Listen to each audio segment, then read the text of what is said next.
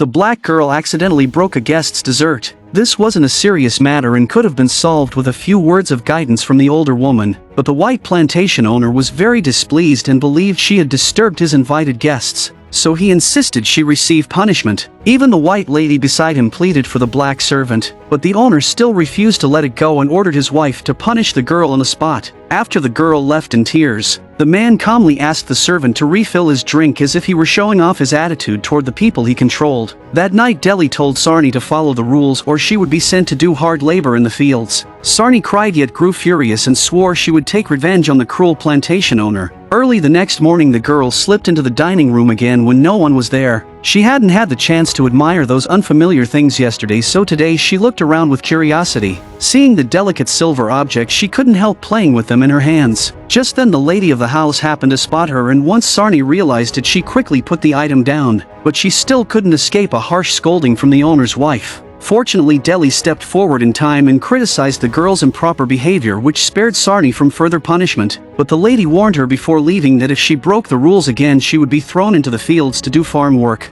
And in the big house the girl not only had to clean but also look after the family's young son. So she walked into the boy's room and couldn't resist lying on the large bed, enjoying a comfort she had never felt before. She didn't realize a young boy behind her was staring straight at her. I can't take care of the child. The child's almost grown and he ain't even housebroken. Change him fast and do your best now. We all waiting on you.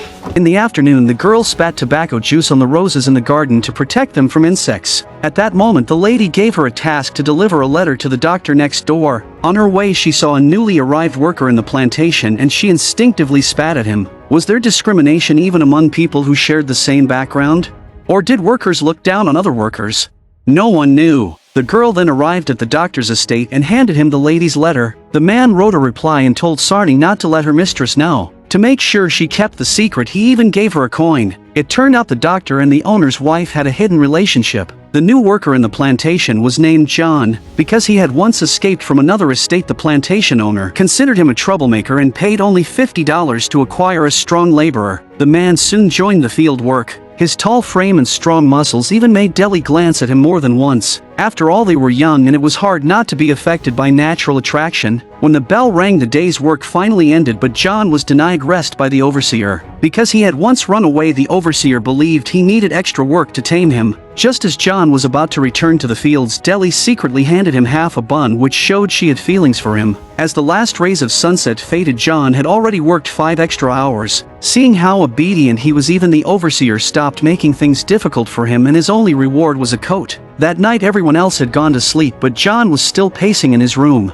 The girl wondered why he wasn't resting. During their conversation, Sarny learned that John could write, and this immediately sparked her curiosity. She wanted to offer some tobacco in exchange for lessons. At first John thought she was only curious, so he agreed. He didn't expect that as time went on the girl would seek him out whenever she had free time just to learn. Even while delivering letters for the lady, she would read the words aloud. Until one day, while wandering through the main house, she found a Bible on display. For Sarny, this was a rare learning opportunity, so she didn't hesitate to take the book. When she first told John, he didn't think much of it, but he never imagined this act would cause disaster. One day John forged the owner's signature, hoping to help another worker named Waller escape. But at that crucial moment, the young master suddenly arrived and everyone instantly grew tense. Because if their secret was discovered, the consequences would be unimaginable. Fortunately, the young master had a good relationship with Waller and didn't notice anything unusual from everyone's expressions. Waller seized the opportunity to quietly pass the forged signature to the person behind him. It seemed they had escaped a disaster, but unexpectedly the young master pulled up a chair and sat down. What no one could foresee was that he actually found the missing book, and Sarny immediately realized what this meant. I took a licking for this Bible. I thought we were friends. That's what we about to find out. Well, I guess it's like my daddy says. Somebody stole this Bible. Who took this? I did. Go after him, see if you can't stop him. Things spiraled out of control. The girl understood her mistake, but it was already too late to say anything. Soon the owner gathered everyone for a public confrontation and swore he would find out who had taken the book. Although it was Sarny who had brought the Bible back, the older Deli stepped forward and admitted it herself. She feared the girl wouldn't survive the cruelty of the punishment. The owner then assigned the task of punishment to his son because he would someday inherit the estate. for now his most important lesson was learning how to act as a proper master. So the boy took the whip and struck Deli with it, but when he prepared to raise his hand again he was stopped by John. Let her be. She don't know nothing about it. It was all me. John saved Deli from further lashes, but stepping in meant he would face a far worse price. The owner had set a rule that anyone who stole would have a finger cut off, and all of this began because of the girl's mistake. Yet she could only watch helplessly as someone else suffered for her. John was tough and didn't make a sound even as his finger was cut off. Everyone else could only stand there in shock as it happened. They thought the matter had ended and John had taken the punishment meant for others. But after the owner left, the man knelt on the ground and began writing with his left hand. At that time people like him were forbidden to learn to read or write, but John chose to defy the rule and told everyone present that they must learn to read one day. He believed that only through knowledge could they escape their circumstances and gain true freedom. However, his powerful voice drew the owner back, and when the man questioned him again, John didn't respond. Instead, he stood up bravely and stared straight at the man who oppressed them. The atmosphere on the scene grew tense, and after sensing the threat, the owner quickly ordered his men to hand him a gun. Just as it seemed John was about to lose his life. Joe, take what's left of this man down to the crossroads. Sell him to the first slave trader comes along. Tell him that he lost control of a team, plowing over his hand. Now! I want him off my land now! Your land. And you, Daddy, you get up to the house. I will take care of this. The father unexpectedly felt pleased that his son had handled the situation so well, and he left the crowd with satisfaction. Afterward, the others helped John up, and the young master splashed a bucket of cold water on him to wake him. What awaited him next was the fate of being sold. Old man say, when you lose one hand, the other one gets stronger. You, the other hand. Now, girl, you know what you got to do. I always be looking for you. Always. When the overseer led the man away, an older worker asked the girl what the letters on the ground meant, and that was the name of the warrior who refused to bow John. In the days that followed, Sarny, although she had lost her dearest friend, had no choice but to continue with her life. To help another worker escape, the girl forged the owner's signature and handed it to Waller, hoping that he and his wife could avoid disaster. The next day Sarny continued delivering letters to the lady's companion as usual, but she saw a group of armed hunters who had clearly discovered that Waller and his wife had run away. Sarny then reached the doctor's estate. The man wanted her to keep delivering letters for him, but after finishing this one she firmly refused to help again and returned all the payment he had given her. She was afraid that the secret would eventually be discovered by the owner and she would be held responsible. In the afternoon, the townspeople gathered in the church to hear the preacher, including the local workers. At that moment the plantation owner burst in with a gun. He interrupted the ceremony and pulled out 2 notes, each bearing a different handwriting used to sign for Waller's escape.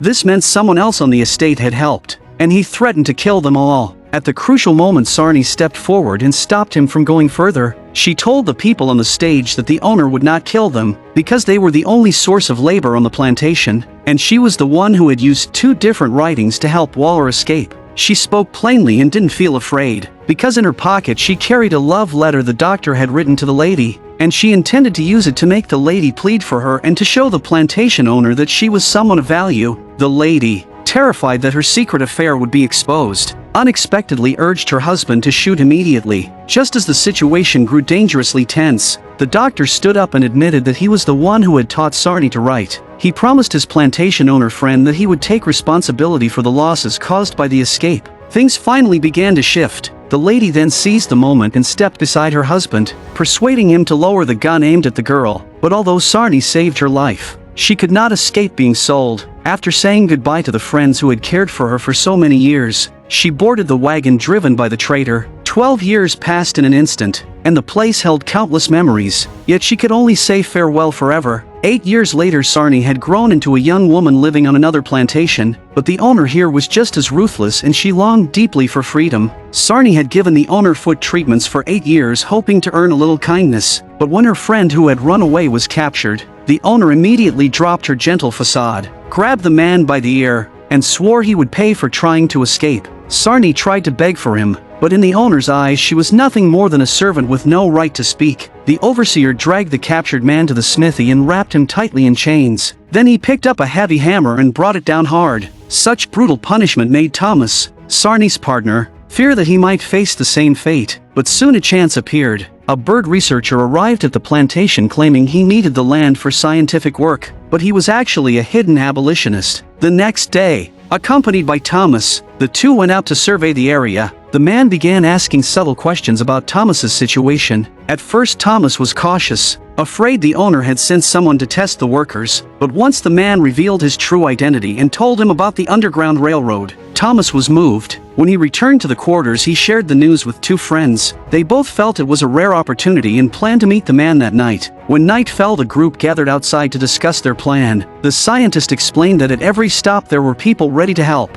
It was a secret network built by free citizens providing shelter for escapees. They would guide them north toward the border of Ontario. Though the future was uncertain, they were willing to risk everything for the freedom they had long dreamed of. The next day the researcher completed his work and left the plantation. Thomas, who worked at the smithy, then told Sarny about their plan. At first Sarny was terrified of being caught and refused to leave with him, but that night when she shared everything with her friend, he urged her to take the chance. He told her not to worry too much about leaving him behind, because everyone longed for freedom. He didn't want Sarny to miss the only chance she might ever get. Hearing his sincere advice, the girl slipped into the night to meet her partner at the arranged place, and joined the other two companions on the dangerous journey. The next morning the owner was reading the newspaper when his wife shouted for Sarny but found no trace of her. An older worker even lied, saying Sarny might have overslept and asked her to wait patiently, but the four had already left. Then an overseer ran toward them from afar, clearly bringing news that something serious had happened. As expected,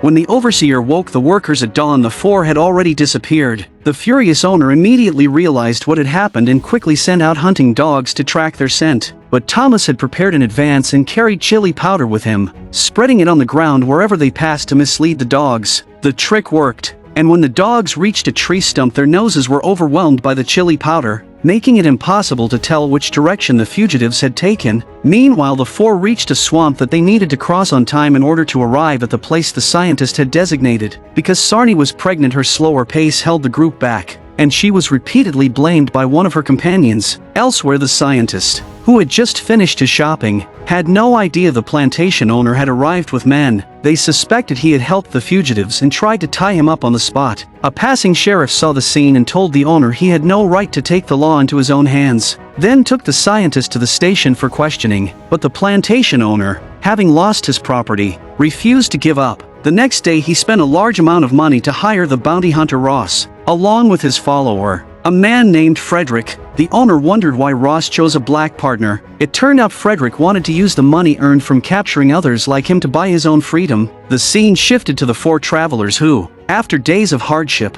finally reached the first safe location the scientist had mentioned on a rainy, dark night. But they were still nervous. Thomas gathered his courage and knocked on the door, and fortunately the person inside was indeed a contact for the Underground Railroad. He led them to a nearby barn where they could rest. The next morning one of the group members rose very early. Sarny asked where he was going, and the man lied, saying he needed to use the bathroom. In reality, he wanted to abandon the group because he feared being slowed down by the pregnant girl and hoped to escape alone. But as soon as he stepped outside, he was spotted by approaching hunters. When he noticed them, their gun was already pointed at him. They ordered him not to make a sound so he wouldn't alert the others. Terrified, he begged desperately to be spared, and his voice forced the hunter to fire. The loud sound immediately woke the others. Thomas tried to open the door to see what was happening, but another pursuer struck first. The situation became extremely tense. Frederick then pulled out chains to lock Thomas up, but Thomas had not been knocked out, and he reacted quickly, grappling with him. Seeing things take a bad turn, Sarny tried to escape, not realizing another hunter was watching her. At the critical moment, another companion launched a surprise attack, taking the man down and sending him crashing to the ground. After spitting out her hatred, she grabbed her shaken friend and fled. But Sarny's partner was not so lucky, because he was overpowered by the black hunter. Hearing a low cry for help, the man realized his companion was in danger. Seeing the two women run off, he felt unwilling to give up. But with his companion badly injured, he had no choice but to abandon the chase and save the man's life first. While the two women were escaping, Sarny suddenly stopped, unable to leave her fiancé behind. Just as she turned to go back, her companion stopped her. They had barely escaped alive, so how could she return and risk everything again? After being persuaded, Sarny regained her senses and the two continued down their path. Passing a farmhouse, they stole 2 pieces of clothing to disguise themselves better, but trouble came without warning. While climbing over a rocky slope, a poisonous snake lay above them, and her companion, unaware of the danger, placed her hand on the rock. With a sharp scream, the girl was struck by the snake. Sarny quickly pulled out a knife and gave her a simple treatment. Meanwhile, the hunters treated their injured companion and headed to the slave market to sell Thomas. On their way, they were spotted by the abolitionist. He had once planned every step for the 4 fugitives, yet they still fell into the hunters' hands. Seeing Thomas in danger, he couldn't ignore it and followed them to the auction. After Thomas was displayed, he was immediately fought over by white buyers. Fortunately, he met someone willing to help. The scientist called out a price of $100, stopping all further bids and taking Thomas away. It was a blessing in disguise. After hearing Thomas's story, the scientist personally escorted him to the station so he could leave the South and reach Canada. The scene shifted to the girl who had been bitten by the snake, and she ultimately didn't survive. She had avoided the endless hunters but never expected to lose her life in such a way. After Sarny buried her friend, she continued on alone. Late at night, a woman pouring water outside noticed a girl collapsed near the wall, and it was the weakened and unconscious Sarny. When she woke the next day, she found herself in a warm home. When Sarny confessed she was a fugitive, the woman didn't reject her. Instead, she offered her food and kindness. But danger had not passed. The 2 greedy hunters, tracking like hounds, soon reached the town. They asked the locals if there was a neighborhood nearby where free black people lived. Near the border of Canada, things were nothing like the South, and slavery was not practiced. So the town did have free black residents. Hearing this gave the hunters new hope. After Sarny regained her strength, she knew she couldn't stay long. So with the help of the kind woman, she continued her journey toward Canada. Moments after she left, the pursuers arrived, only to find no one there. But they refused to give up, especially Frederick, who needed only a bit more money to buy his freedom. So he convinced Ross to do whatever it took to bring Sarny back. A few days later, the girl reached the home of the second Underground Railroad contact. Separated from Ontario by only a river and seemingly close to freedom, a white man arrived with a young boy and asked Sarny to take him as well. The child had lost both his parents and was alone,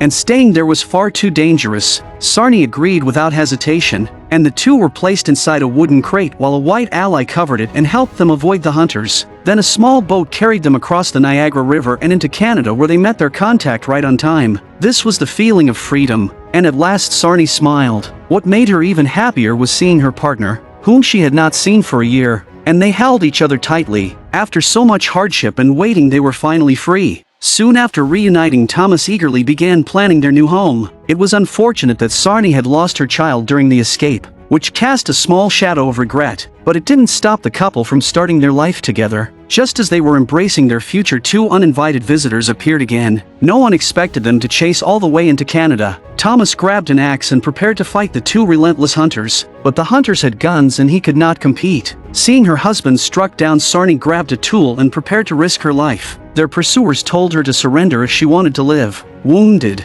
Thomas stood up and seized the chance to fight Ross, but he still wasn't a match. As Sarny raised the axe to strike, she never expected Frederick to suddenly find his conscience and fire a shot at his own partner. He then searched Ross's clothes and found his own contract of servitude and some money, enough to buy his freedom. After a brief farewell, he rode away, and Thomas and Sarny were finally safe. This ends the story. The film is adapted from real events and tells of abolitionists and the secret Underground Railroad network that sheltered escapees and guided them north toward Ontario. I'm a film enthusiast. Thanks for watching, and don't forget to subscribe. See you next time.